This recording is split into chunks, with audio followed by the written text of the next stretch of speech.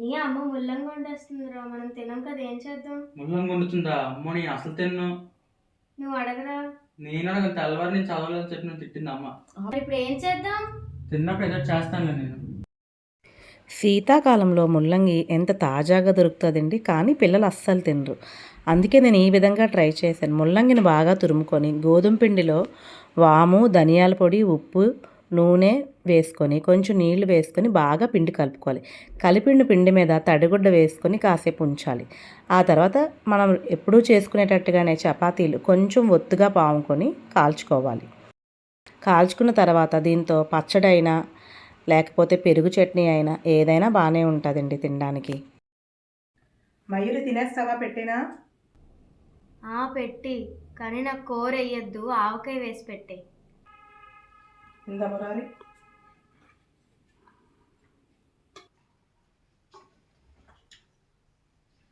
ఏమ్మా కూర వేసుకోకుండా ఆవకాయ వేసుకున్నావు? కూర అసలు చేయలేదుగా. మరి ఇందాక ముల్లంగి ఎందుకు కట్ చేసావమ్మా? అది చపాతీ పిండిలో కలపడానికి. చపాతీలో ముల్లంగి కలిపావా? ఆహా. అసలు ముల్లంగి వేసినట్టే లేదు, కానీ చాలా బాగుంది.